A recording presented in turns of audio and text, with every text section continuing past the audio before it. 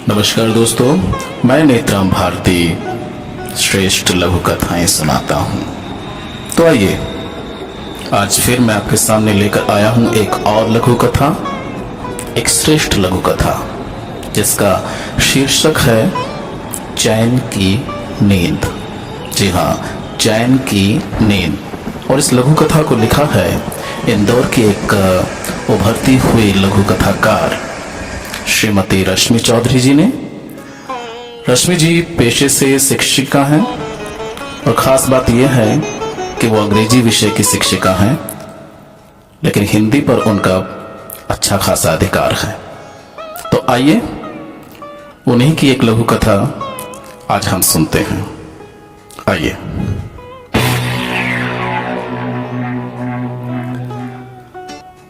आज फिर train late हुई और तनु को सिटी बस की कनेक्टिविटी फिर नहीं मिल पाई।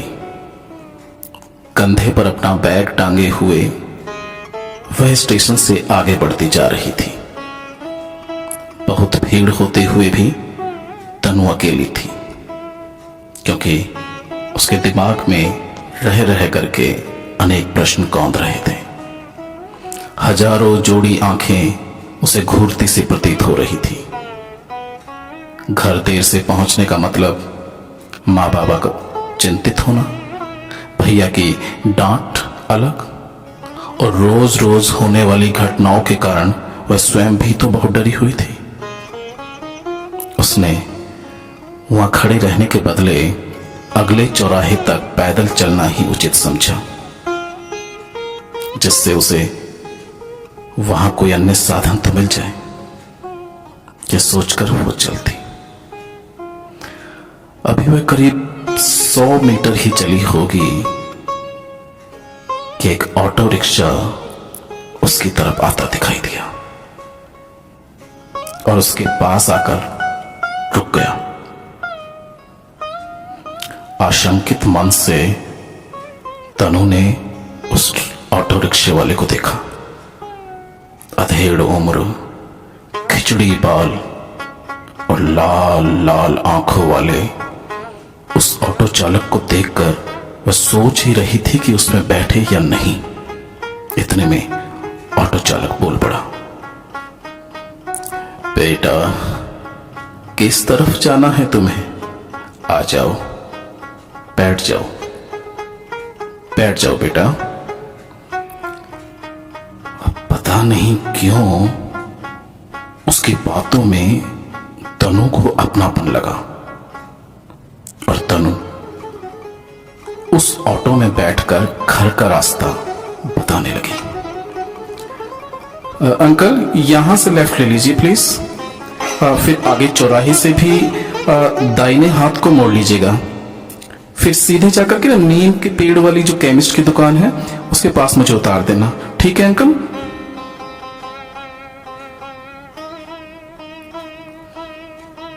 तनु ने रास्ता तो बता दिया, लेकिन वो ऑटो वालों के बारे में सोचने लगी। ऑटो चल रहा था और उधर उसके मन में चिंतन कि तभी अचानक ऑटो रुका। तनु ने कहा, ऑटो क्यों रुका? तनु ने देखा कि उसका घर आ चुका था। मीटर में देखकर तनु रुपए निकालने लगी कि ऑटो चालक बोला, बेटा, पैसे नहीं लूंगा मैं। अरे, मैं भी इसी तरफ जा रहा था, मैं भी यहीं रहता हूं। बेटा, जब से हमारे देश में बहन बेटियों की रूह कंपाने वाली घटनाओं में बढ़ोतरी हुई है,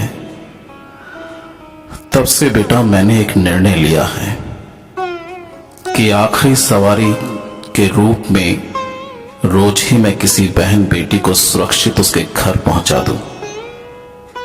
यह प्रण मैंने किया है बेटा, और मैं किसी न किसी बहन बेटी को उसके घर पहुंचा देता हूं। सच कहूं बेटा, उसके बाद रात भर मैं चैन से सो पाता हूं।